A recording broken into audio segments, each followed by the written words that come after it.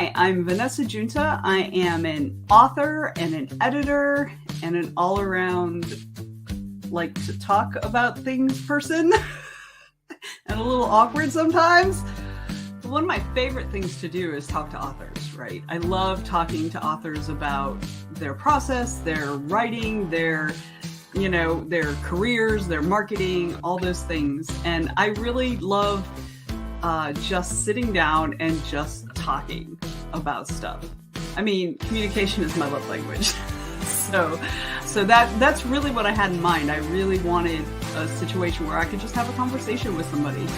So, and a conversation and a cocktail is really all about us hanging out and drinking together and talking about the stuff.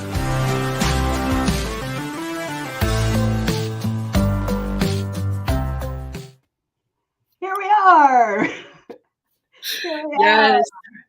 Hey, everybody. I am Venessa Giunta, and today we are talking to the lovely Rachel A. Brune. Hello, Rachel. Hello. Hello. What are you drinking? I'm drinking a Moscow Mule. I don't know if I like Moscow Mules because I like vodka or because they come in this fancy cup. I know. I order them sometimes just because I like the cup. Right? You know, I am drinking a hot buttered rum. It is my usual wintertime drink. So, although this weekend we made it, I made it for a couple other people with Crown apple. Okay. That was good too. Yum. So I was going to make a fall mule or autumn mule or something like that. I don't know. Mule apple. Apple pie mule. Not a mule pie. Mule apple, horse apple. I don't know. Because there's a vodka that's distilled here in North Carolina, and it is a like almost like an appley cider spice vodka. And we had some sparkling cider that I bought for New Year's. Mm-hmm. And I was like, oh, I bet that would make a great mule is to have. I think the kids drank all of the sparkling apple cider. So I'm going with this. And then I also think that some of the margarita salt that's on the bar area that we have got into it. So yeah, we were cracking up right before the show started. We just lost it. We just like had this big giggle fit, right? And then Joe's like, enough, and he just starts the intro. Poor Joe. Joe, how's my novella coming, Joe? Yeah, I believe there's a novella that is required, and I'm gonna kick his ass. So all right, yeah, I keep saying that, but it keeps taking me longer and longer and longer, and he's gonna be like, I'm gonna be like, damn. I'm going to be at EresiaCon this weekend. I'm going to be looking at my phone, and I'll be like, "Oh, Joe, he's written the whole thing and edited it twice." And I'm gonna next Tuesday. I'm gonna be like, Rachel, I promise. I'm gonna get it to you this week. I promise. It's all good. It's all good. All right, so let's talk a little bit. Let people know who you are, since we've talked about all kinds of things already, and they probably who is this person? Right. So first, I want to ask you the same thing that I pretty much ask everybody. Joe, you can't rush greatness. True. It's true. It does have a deadline, Joe. It does have a deadline. Yes. Sean also. So I always ask all of my guests to share with me their origin story on how did you get into writing? What made you want to write? And then, there are a lot of people who want to write. What actually got you into doing it and wanting to do it as part of your professional life? So I don't know if I can point to really any particular big origin, dun dun dun, the nuclear, vessel of writing smacked me and I glowed up into this big writing creature. Rah! You got eaten by you got bitten by a radioactive fountain pen. Right? No, sadly, I wish. I know, right? I might have more books written at this point. No, I always had a fascination with reading. And with kind of like just creating stories and creating like, and it wasn't always like, oh, I want to write books when I grew up. I went through, like, I've written plays, I've written screenplays. I wanted to be a newspaper journalist for the longest time.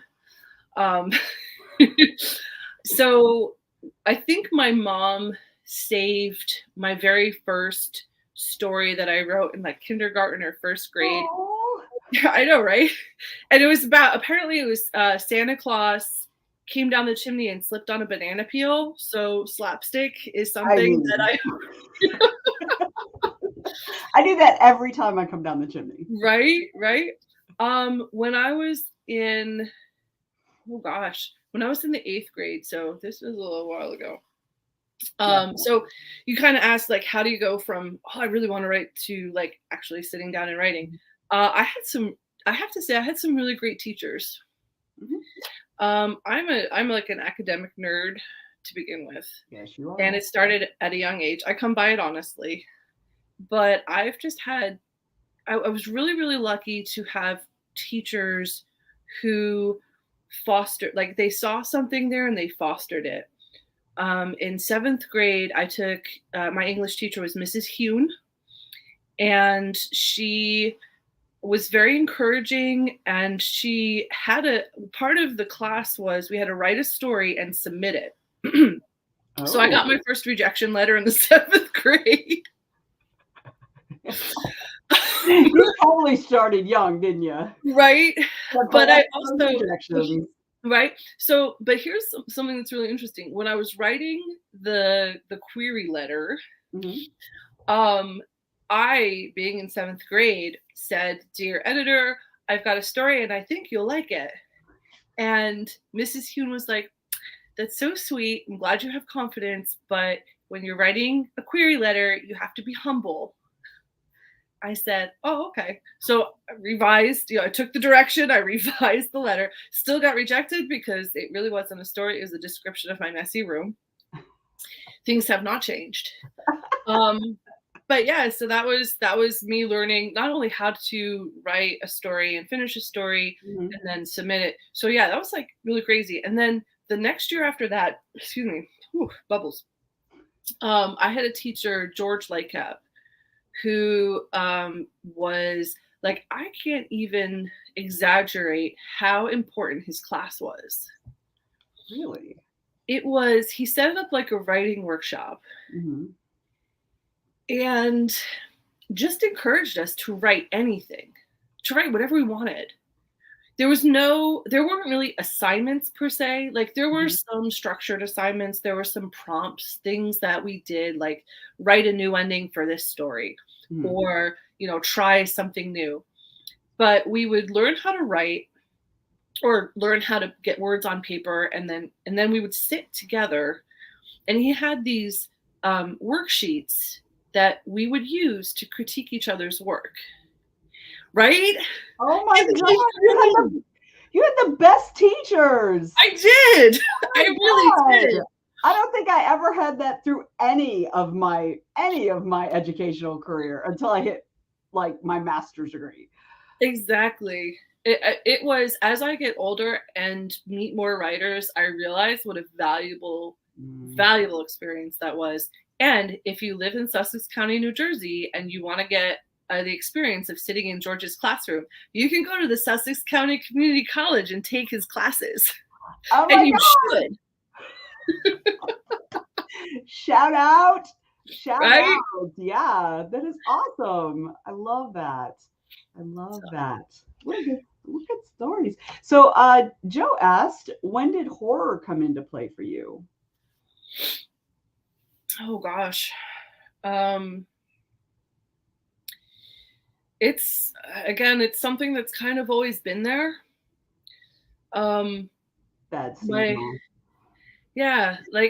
Okay, so my parents have bookshelves with books, and for the most part, I grew up, we went to the library, and then there was also the books that were on the shelves that my parents had, collected through the years. And There's a book called The October Country, I think by Ray Bradbury. There was a collection of Lovecraft short stories, which I read. And I can't remember the exact title. I always need to look it up and I always forget, but The Rats in the Walls, I think that might be the title. That one just had, I was like, oh my goodness. I'm too young to be reading this. But let me finish this because I've already done it. Right? There was a book called The Haunted Planet. And there were 4 stories in it, and I read them, and they impressed me so much that a couple of years ago, I went hunting for this book because there were 2 stories in particular. One was like a Bermuda Triangle story, and the other one was these kids go into this house, and it's like this. Yes, Ray Bradbury's, yeah.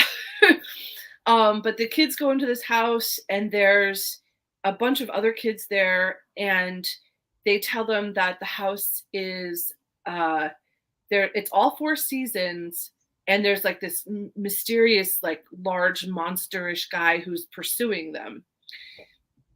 Oh, like dying. And I found this book thanks to my sister Taya, who did the legwork and apparently knows how to find books in groups where you go and say, hey, I remember this book, and then a bunch of people chime in, oh, it was this book. I'm like, this is the best group ever. Right? Right? And it was just like this little tiny press, now defunct, out of New Jersey, that published this book, and it ended up on my mom's bookshelf, and it's just made this. I bought it off of I forget where I bought it, but like I had to go searching for it too. Yeah, I was going to ask you if you were able to acquire a copy. Have you read it as an adult? I did. And does it hold up to your memory? Yes. Okay, so yes and no. The writing and the ideas, the concepts were as disturbing as I remembered. The writing was definitely like, it wasn't bad writing. It was just like, it was writing for kids. Gotcha. So the writing was on the level for kids, but it was going to traumatize and scar for life any kids who ever read it. Case in point. Right. But yeah, horror is something that I didn't watch a lot of. Like growing up, I had no TV. My parents refused to get cable. In fact, my mom had a fight with the cable company and refused to let them dig up her garden wall to lay the cable. So we grew up without cable. Oh, okay. And then it was only until later that my parents got like a TV with a VCR and then later on a DVD player. And even then, at least when I was of an age, they were like, no rated R movies, which meant that I grew up and I didn't watch any horror movies at all. Wow. Because no rated R movies means no horror movies. Yeah. Little known fact. Such a late bloomer. Well, that's the thing is like I could go read Edgar Allan Poe's Mask of the Red Death in like the 5th grade and freak myself out to the point that I was having these massive nightmares. And I would be like, Mom, I had this nightmare. And she'd be like, well, it's okay because it's not real. Don't worry about it. And I was like, oh, okay. So like I would read these terrible, terrible things. But no TV, no movie. Yeah, no Chucky, no Gremlins, no Nightmare on Elm Street. When I tell people that I've only ever seen that movie in pieces, like here and there, they're like, what? Yeah. Oh, but we did watch one movie, The Fog. Oh, yeah. It really wasn't rated R. So we did watch that movie. Yeah. Have you seen that movie? I have a long time ago. Okay. Long time ago, yeah. So we watched that movie a lot. I want to watch a horror movie, Mom. Okay, we'll put in The Fog. That was like I had a sleepover Halloween party at one point. Okay, listen, man. Although I think when Gremlins came out, there was no PG-13. I think it was just PG. I don't know. Like, I could it be was, wrong, but yeah. My mom and dad weren't into renting or taking us to see those sorts of movies. So I grew up in what Vernon. horrible parents that made you read books. I know, right? It was crazy. You go Terrible. outside and get fresh air. Okay, so I grew up in Vernon, New Jersey, which everybody thinks of New Jersey. Oh, that's the suburb of New York. No. Vernon, New Jersey is in Sussex County, New Jersey, which is in the northwest corner of the state. And the Appalachian Trail literally comes down the hill, goes through the swamp and that borders our backyard, and goes up the mountain on the other side of the valley. Oh, okay. Yep. If you've ever seen the documentary Class Action Park on HBO, it's a great documentary. Action Park was the ski resort in the wintertime and water slide park in the summertime that was like 2 miles down the road from my house. Wow. There's a reason why the documentary is called Class Action Park. We used to call it Accident Park. Wow. Yeah, or Traction Park or whatever. But the point of that is we spend a lot of time being told by my mom to go outside and don't come back inside. Yeah. But there was also, like, if we wanted to go somewhere, there was literally nowhere to go. Yes, there's with all of the woods up there, it's there's urban legends all over the place of there's the woods, let's throw the body in the woods, and then someone finds it because people don't realize that the woods are well trafficked, like hikers and hunters and things like that. Yes.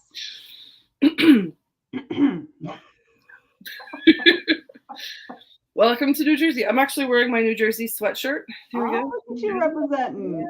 I'm representing multiverse. Yay, multiverse!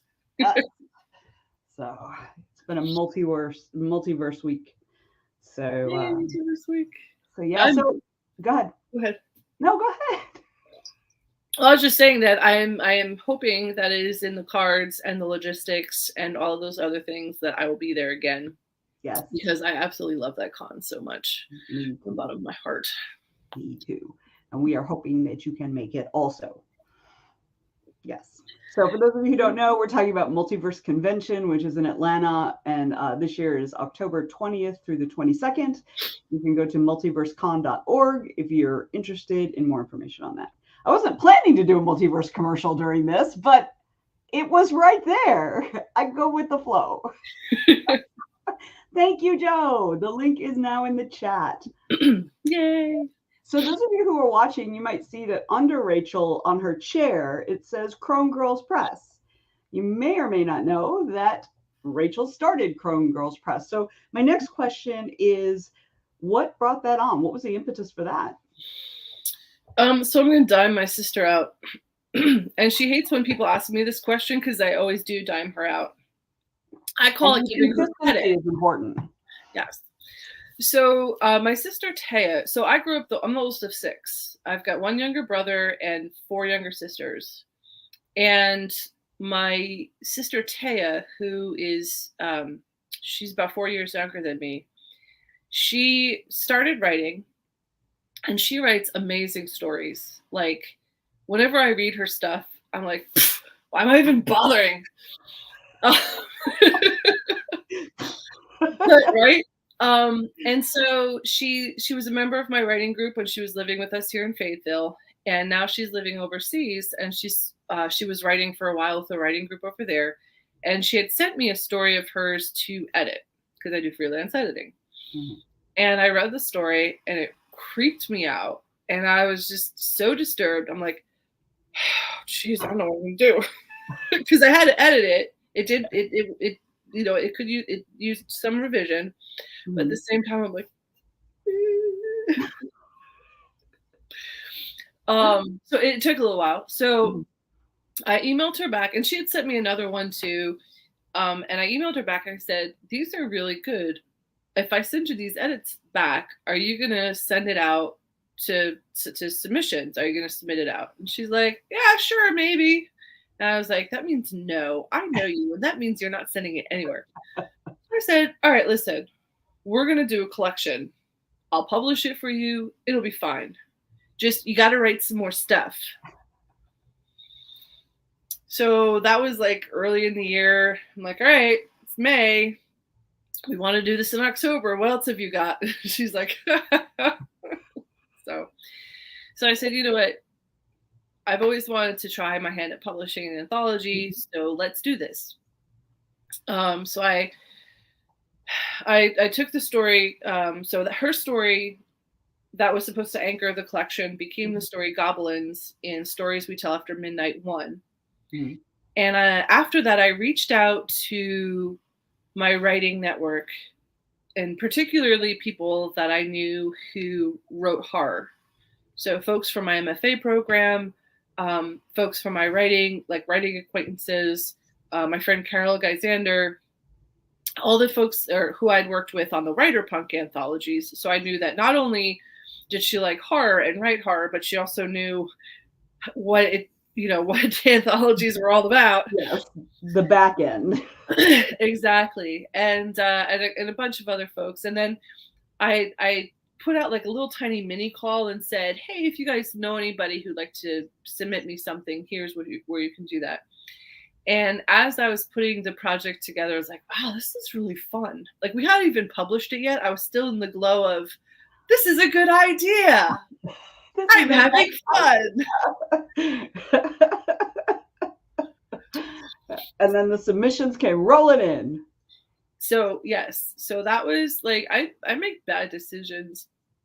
While I was putting that together and prepping the launch, I thought, you know what would be a great idea? If we're going to do I'll do 2 anthologies next year. And I'll just open submissions and I'll give them the Gmail address and I'll publicize it, and then people can send me. For the 2 anthologies, I got 1,600 submissions. Wow. That is insane. Not only was it insane, but I was insane because I read through at least the first couple pages of every single one. Yeah. Oof. Oof. I said this was a bad idea. I'm never reading submissions during the launch ever again. And every time I open submissions, I tweak the guidelines just a little bit because of the things that I've learned the hard way. Yeah. Yeah. I can completely relate to that because for about 2.5 or 3 years, I ran an anthology magazine called Fiction Veil. And we put out, I think, a total of 6 or 8, I called them episodes, but they were essentially magazines. And yeah, and so it's just like, it just keeps going. But recently I just voted one of the authors that I had published in those anthologies is up for a Nebula, and I voted for them. Nice. So yeah, because they are an excellent author. So yeah, but I mean, I totally get that. And it's so much, especially if you're doing it by yourself. It is so much. The good thing though about that was, first of all, it gave me, like, I really do feel that if you as a writer, like if you as a writer ever have the chance to read slush, it's a good idea to take that chance. Yeah. Because you get a perspective that I don't think a lot of writers have, and that is just how many people are out there submitting stuff. Mm-hmm. And all of the differences, like every editor has a different thing that they love. Mm-hmm. And so when you're submitting, you could have the best story ever, but you're sending it to, like, maybe it's like the meme, it could be the juiciest, ripest, sweetest peach ever, but if someone doesn't like peaches, they're not going to want it. Mm-hmm. Yep. And I feel like that sometimes. I'm like, this story is well written, but it's just not for my us. thing. Yeah. Yeah. Yeah. And I think also if authors ever get a chance to read slush, they can also get a little bit better idea of where they are in their talent and professional, like how their work stacks up to some submissions. Because there are a lot of horror stories out in the publishing world among editors of how bad some of the stories that come in actually are, and so it can sometimes, as a writer, you read this and you're like, okay, well, I know I'm better than that, and it's going to get rejected, but it's just like, you can get a better feel for where you are in the journey, in the overall journey of your skill, by reading Slush. I think too. I agree. I often say that if I submitted to a Crone Girls publication, I probably wouldn't get in. With the exception of A Woman Unbecoming, which was our latest publication, mostly because that was an invited publication. So I invited myself. Actually, that's literally how Carol Geisander and I became co-editors, because so Carol Geisander is for the folks who don't know or who are watching, she's a horror writer. She's a Stoker-nominated horror writer, and she's somebody that I've worked with in the past on the Writer Punk Press anthologies, and just a fabulous human being that I enjoy spending time with. And I was up in New Jersey. We were chatting, and I was like, this was right when I had decided to do the project. And so we met for coffee at a diner, and I'm like, Carol, oh my God, Carol. I think I literally said that. And then I was like, hey, question for you. Because as editors, it's hard to find fellow editors to ask questions to. Like, if you're a writer, you could go to 1,000 writing panels. If you're an editor or a publisher, there's like a limited amount of space where you can go and find a mentor or ask a dumb question. And I'm like, what if I ask this and then the writers see it? Yeah, because you have you are a gatekeeper, so you have to know all the things. I don't. I just don't. But I asked Carol, it's like, hey, what is the etiquette if you are an editor? What do you think about editors including their own work? And we kind of hashed it back and forth. We've seen it done before, but I still felt kind of weird about it. And she's like, well, sometimes that's why they have co-editors, so that, they like, the co-editor makes the decision on their work. Yeah. So that's how she became a co-editor. Well, clearly you were good enough to get into the anthology. It was a story that had been hanging out and had not been getting a lot of love, I think, because it was so overtly political. And it just hadn't found the right place to be. And then when we decided to do this project, I was like, I really feel like this is the place that this story wants to be. Without giving too much away, it's a yes, that's literally what happened. I appreciate you helping me out with this project. Yeah, but at the same time, like I said, if you can find, like I said, Carol is just amazing. She's very organized. She's very smart and creative, and there's a lot of things that I'm weak on that she's very strong on. And so, like, this is one of those, like we were talking about, I was like, I really want to try co-writing a book with somebody because I really enjoy the collaboration process. And I know that there are things, without being self-deprecating, just like kind of doing self-examination, I know there are things that I could be stronger on that I would love to work with somebody to kind of see how our processes our powers combined, right? Twin powers. Exactly. But do you want to tell people a little bit about Woman Unbecoming? Yes. So Woman Unbecoming was the idea of it. Hold that thought. Like Joe getting ahead of us. Right? So A Woman on Becoming, the idea for that came about right after Roe v. Wade was struck down. And I have thoughts about that, which people could probably guess by the fact that we did a whole anthology to benefit, pro-choice legislators, et cetera, et cetera. But I was so mad, and like there was at that point you saw it coming, but there was like literally nothing that you could do. Mm-hmm. And I feel like that feeling has happened so much. And I was like, well, what the heck do we do now? And I had posted in the Crone Girls authors group something like, this is probably a bad idea because I had like 5,000 things that I was doing at the time. Hey, Karina. I was like, hey, but I'm thinking about doing this anthology. Would anybody be interested in submitting a story? It would be charity. I can't pay you. We're going to send the money to wherever. And I got some very enthusiastic responses.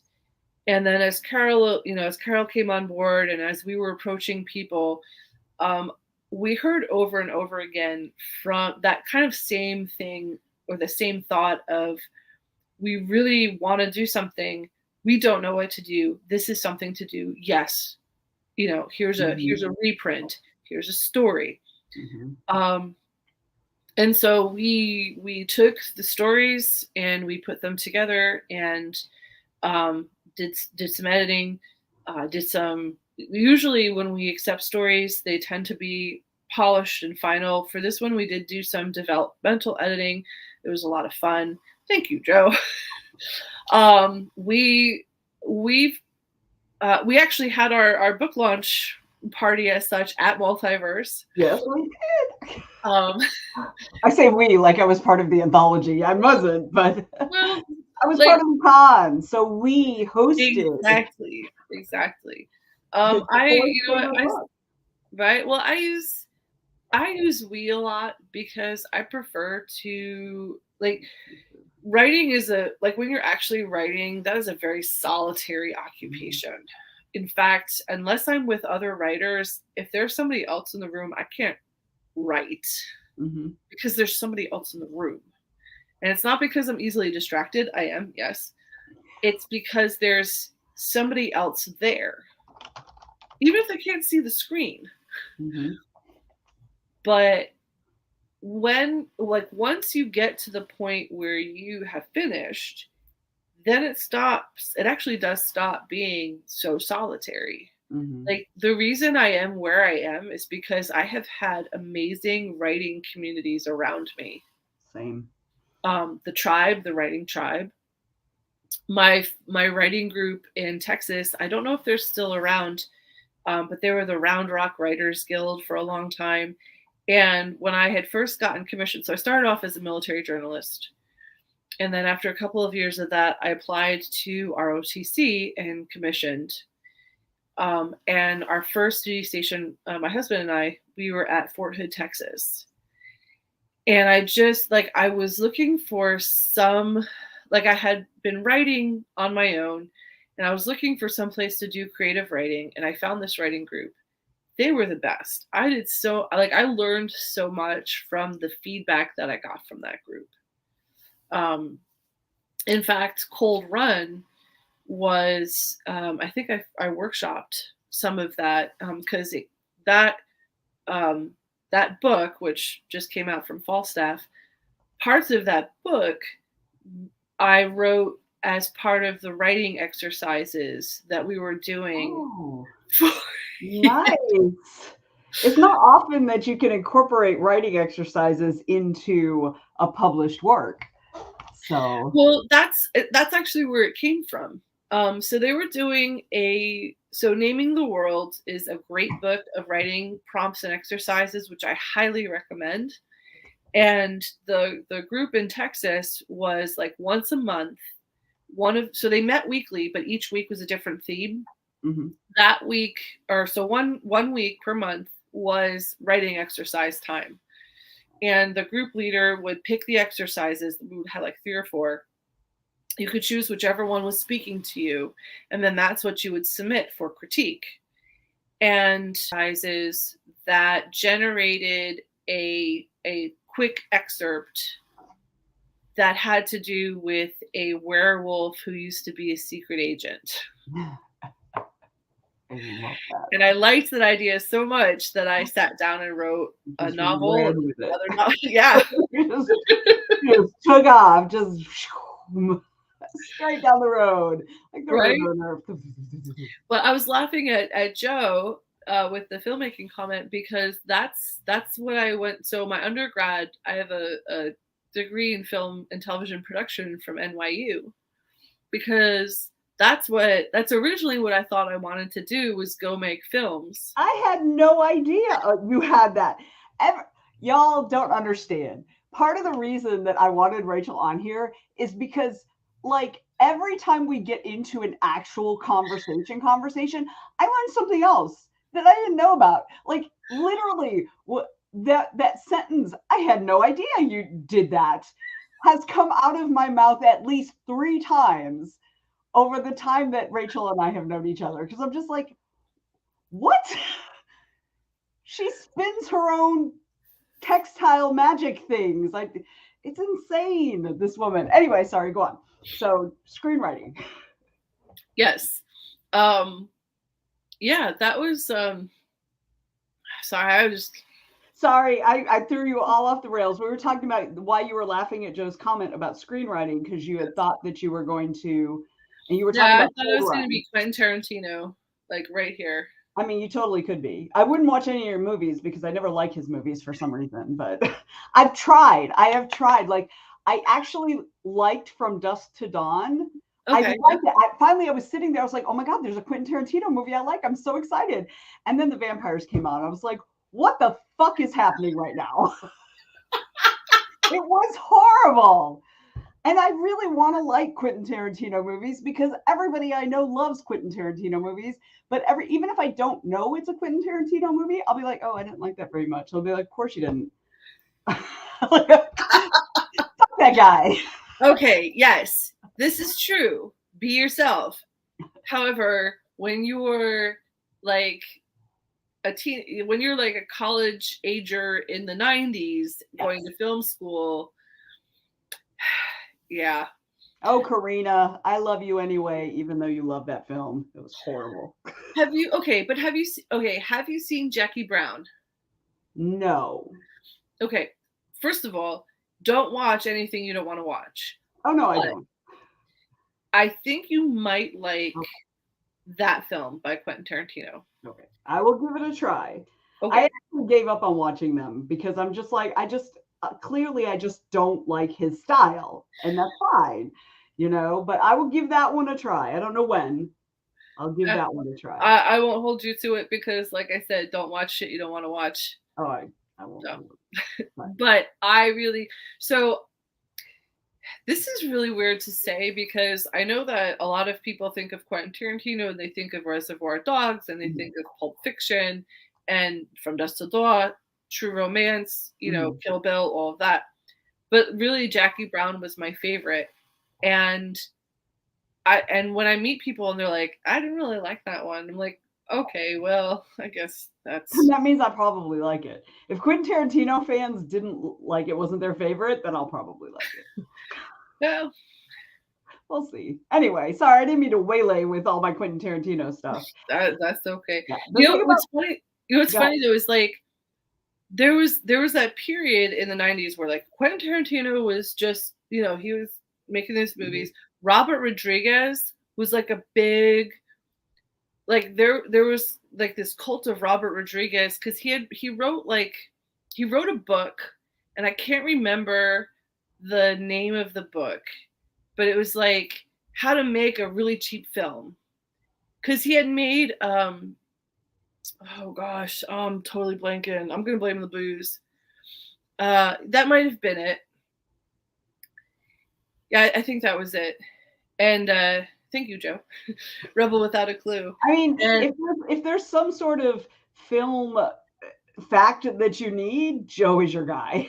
I believe Joe. See, Sean Hillman agrees with me that Jackie Brown is a good flick. Well, I do kind of trust Sean Hillman's, his judgment most of the time, not not always. Right. But the cool thing about Robert Rodriguez was like the very first film he made was because he was trying to make a Spanish language film, and he was like looking at the Spanish language films that were out there, and he's like, I could do better than this. And so he made a film, and it was really, really good. And it was so good that they wouldn't pick it up because it was too good. It was going to make them look bad. And then I think like he took it to Rebel Without a Crew. Yes, yes. And then like his film started getting all this attention. And then they made, I think, a sequel to it with Antonio Banderas and Salma Hayek. And like just his it went up like this. And then I'm watching a movie, like my kids are watching this movie on either Disney or Netflix. And it was these kids and they're on a spaceship and they're fighting aliens. And it turns out that the aliens are really kids. And they're like, we can be heroes. There we go. That's the name of it. And it's this really fun kids movie. And my girls are really into it. They're like, oh, this is so great.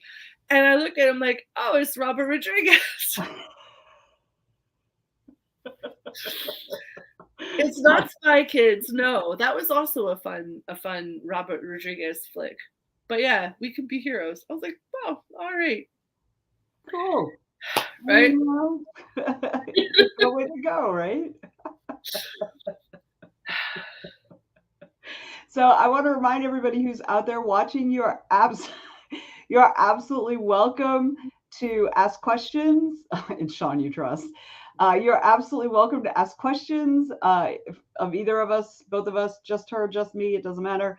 And make obviously I'll probably still answer.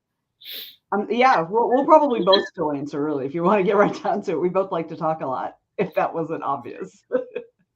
Also, how did we get anything done at Atlanta Comic-Con when we shared a table? This is probably why we didn't sell anything, because we were too busy chatting. We're like, oh my God, Venessa. Oh my God, Rachel. Fuck off. We'll see your books later. No, it's like, and they're like, oh, they're deep in conversation. We don't want to bother them to look at their books. That's why we were broke after that con.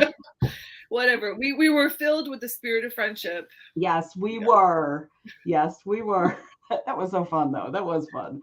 I think I broke even that weekend. I don't think I made any money, but it was a good time. I don't think I spent any. Those crepes were good. The ones that your spouse made. Oh, yes. The chocolate ones? Oh my goodness. Yes, they're Dutch pancakes, not crepes. Sorry. I mean, they're crepes. But they're Dutch pancakes. Edit that part out. Fix it in post. Yeah, that's right. Fix it in post. And that is all that matters. I think the friendship is all that matters. I think is what Tiffany means. And the pancakes. Yeah. Oh yeah. Also pancakes. Oh, Rue loves We Can Be Heroes. Oh yay. Rue is Sean's spawn. I used context clues. Yes. You do not? Well, you don't like Christian Slater's like resurgence into kids' movies? Pancakes. Tiffany is like all typos. Luckily, we are both very fluent in typo, both written and spoken. So, we got you. I was going to ask you, you do a lot of editorial work. So anybody who does a lot of editorial work has to do it because they like it, like as a general rule, like they are drawn to it. So what about editing do you like? What is it that makes you keep doing? Like, what is it that makes you not go, I finally got that stupid book out, I'm not doing another one? Well, I really love it when an author is like, thanks for all that work doing these edits, but I don't want any edits on my story. Well, then you shouldn't have submitted it. I love that so much. Yeah. Oh, God. Why'd you have to ask me the hard question after I've almost done with my... I think I made a double because I didn't want to go up and refresh it in the middle of the feed.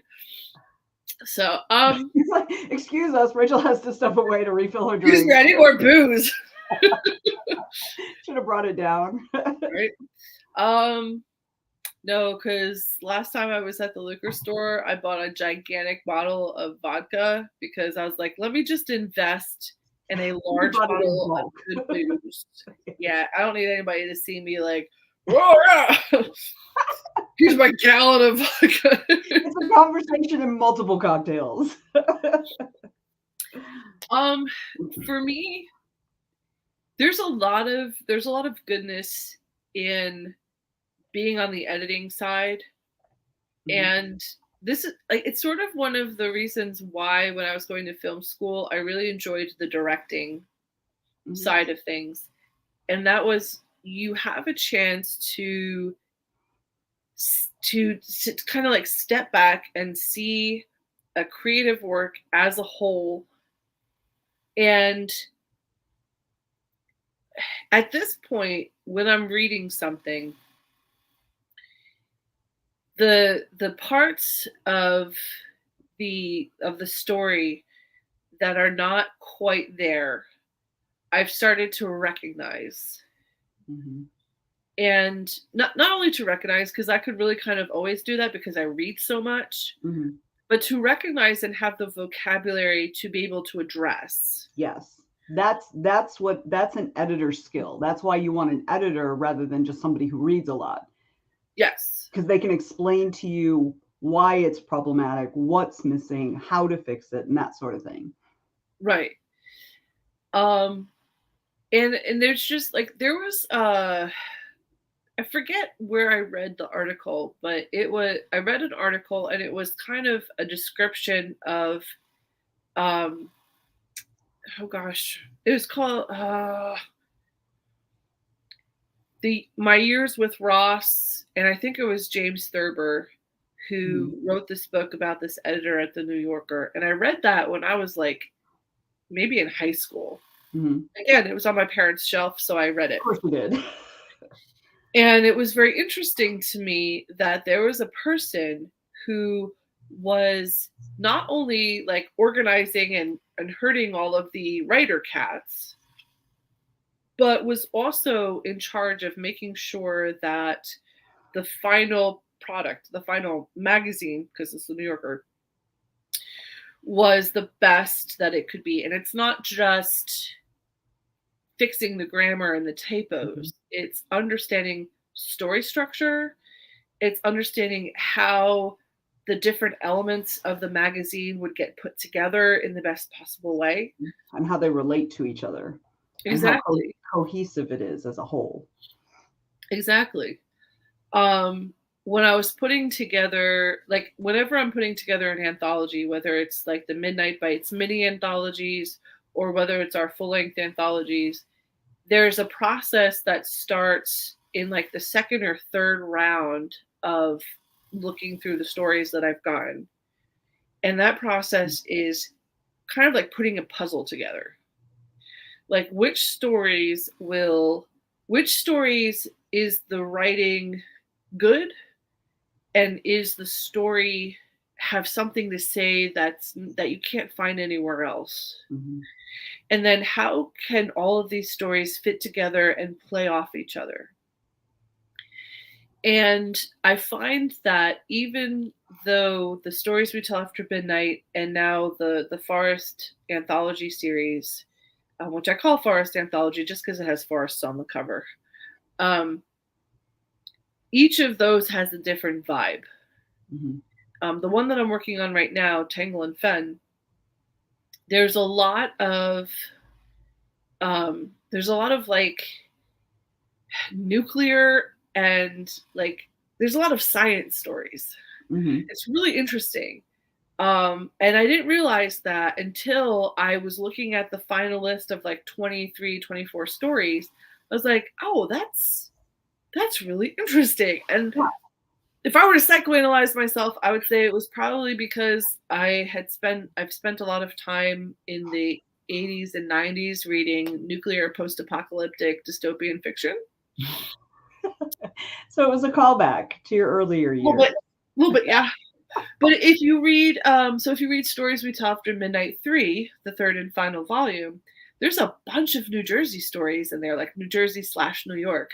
there's a story in there by Gordon Linsner, and it takes place in a New Jersey city, and there's a gentleman who is running. He's a runner, and he straps on his running shoes, and they won't stop.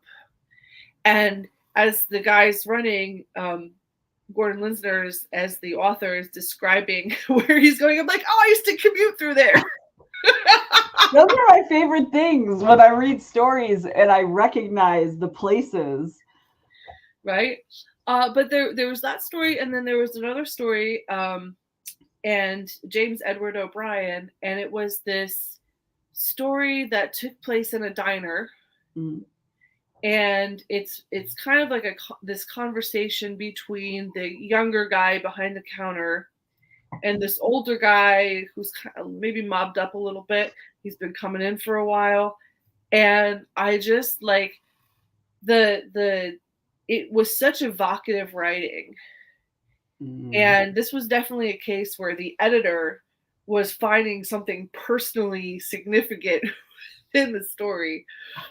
But yeah, that was, like I said, some anthologies, the stories just start coming together. Yeah.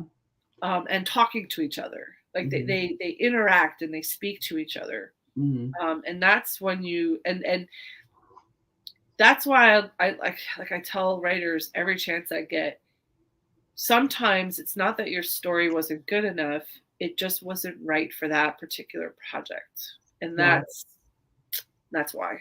Yes. So we got a couple of questions. I think we can start with Karina. I think she's asking for a friend. How long does it take for an editor to read submissions for an anthology? However long it takes. Yeah, it can take a while. Yep. I've got about a dozen, maybe 15 more stories that I've got on the slush pile that I'm still making my way through. I actually closed submissions for a while, just so that I could get through the outstanding ones and set up our projects for 2023, because I'm a little behind on a couple of those. But yeah, it can take a while, because every editor that you know, unless they're Ellen Datlow, and even probably Ellen Datlow, is not only reading submissions, but they're editing their current projects, setting up projects for publication, writing their own stuff for their publisher, who's incredibly patient and probably like, come on, man, let's go. Doing marketing and advertising. I mean, Crone Girls Press, I have Carol Raven Crescent is our author's virtual assistant who helps us do social media. She's on a little bit of a hiatus right now. So like, it really is a one-stop shop. But that said, I also try to get to things in a timely fashion, because we allow simultaneous submissions, because I really don't feel that, like, it's my personal opinion. Other people don't feel the same, but like personally, I feel that if I miss out on something because I'm too slow, that's my own fault. Whatever, you know. Yeah. Right. But I also, like, I feel like it's your writing. You should be able to submit it, and then whoever takes it first gets it. I tend to be in the minority of editors out there. I don't know. I think short fiction editors think that way a little bit more. I think longer fiction, like agents and publishers of longer fiction, feel a little differently. But anyway. Yeah. Joe I have missed out on some stuff that I was like, dang it. But yeah. That's what it is, right? Yeah. Okay, Joe has a question. What's the most egregious mistake an author can make when submitting to you all? Asking for a friend. If you call me Mr. Brown, I will probably delete your submission. Just saying. Delete.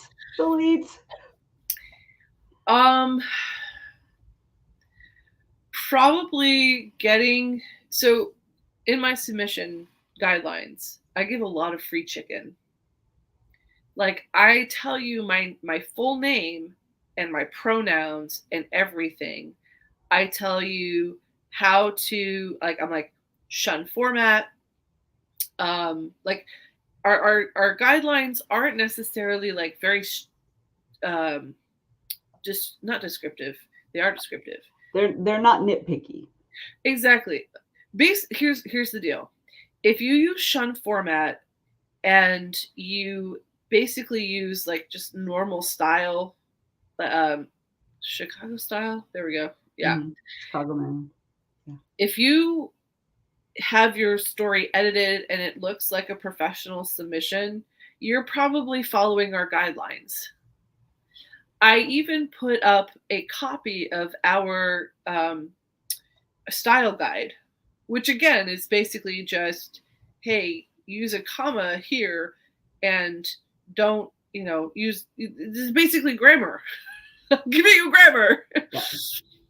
If you follow those, not only will you be meeting our submission guidelines, but you'll be meeting pretty much everybody else's submission guidelines as well. I also give some hints in there about, hey, these are the things that we're really not interested in. Mm-hmm. And in case you didn't get the fact from our name, Crone Girls Press, we're pretty progressive feminist institution here, peeps. Sean, you're fine. I've contracted your story. You are fine. At the end of the day, though, for me, like, if a story doesn't quite meet the submission guidelines, I'm not going to be super, we're not going to be super dictatorial about it. Because again, people are new. Mm-hmm. People are, not everybody, like, I very much acknowledge that not everybody has access to all of the things that everybody else does. And that includes Microsoft Office products. Mm-hmm. So I'm probably going to read at least the first couple of pages. Oh my goodness. I think he's trying to get out of the challenge with me is what it is. He's trying to piss you off so much. You're like, I don't even watch your Carnival story now. No, it's definitely. So here's also the thing though, is like, if I've invited your story, you've pitched it to me and I've invited it and you just send me your draft, I will edit it for you because I've asked you for it. Yeah, but when I told her I was going to send her a super rough one, she was like, no, you're not. Yeah, that's because I know you, Venessa. Yeah. She's holding people to different standards. I am. Because some people are just starting out and some people are MFA graduates with Falstaff contracts who know better. Shush. Just shush. That's okay. John told me the same thing. He was like, when you send it to me, I expect it to be really clean. And I'm just like, y'all, I'm just going to start like slacking off and just like doing everything wrong. So you guys like don't hold me to that standard anymore. I've told myself that I was going to do that at certain points in my life, and I found it impossible. I know. Same. Yeah. All right. Well, Mr. Daniel Myers wants us to get back to the diner, apparently. Yay, the diner. So Joe said we could take a couple extra minutes, but we're already pushing it. So I think my last question to you, I wanted to ask you about the dark textile arts, but I'm going to skip that. We'll have to talk about that off camera. Not next Monday, because I won't be leading co-working, but the Monday after that, I'll sign on a little early. We'll talk about the dark textile arts. A little earlier than the 30 minutes you already sign on early. Listen. Yes. In finished form, which you would think would be something that would be self-explanatory, but no. People have sent me probably what was their first draft. I've had people send me their idea. They're like, this is my idea. Do you think I should write it? If you ask a writer /editor /publisher, should I write this? my personal answer is always going to be yes. Mine too. Go and write it. Yes. But don't Yes. talk to me again until it's done. Do I think I'll publish it? I don't know. Probably not. But do I think you should write it? Yes, absolutely. Same. Sit down and write that because you've had that idea. It's kicking around your head. If you need someone to tell you that, yes, you should write it, this is me right now. From now until forever. Go write your idea. You don't have Go my write it. permission. Not just my permission, my encouragement. Yes. My enthusiastic endorsement. Go and write it. You heard it here, folks. All right. So my last question to you is going to be, what are your goals for this year? So you're my first guest of 2023. So what are your goals for this upcoming year? All right. I've got a bunch. Yes. Okay. So I want to finish the series that I owe to Falstaff Books, which is the Red Keller Project, which is the Secret Agent Werewolf. I would like to start querying out my thesis novel, Shocks Troops, which is what happens if you're a military police officer in a magical war and you hate magic, but then it turns out that you have magical ability. Damn it. I know, right? I hate it when that happens. Exactly. So does Shock. I would like to. I've had 2 screenplay ideas like kicking around forever, and I would like to sit down and knock those out and get back to some screenwriting. And then I would like to. I would like to maybe find a person to collaborate with and try that out. It's so yeah. I don't know. I always have goals and plans, and if you ask me around this time of year, every single year, I will list way too many things to accomplish within the next 12 months, but I will never take something off my goal list. Never. This is why we're friends. Yes. Yes, it is. I'm already behind on my goals for the year. It's only like, we're not even 2 weeks in yet. So. Me too. All right. Well, guys, thanks everybody for joining us. Don't forget to hit the thumbs up button, mash the subscribe button, and Ms. Brune, what time is it? It's always time to go indie now.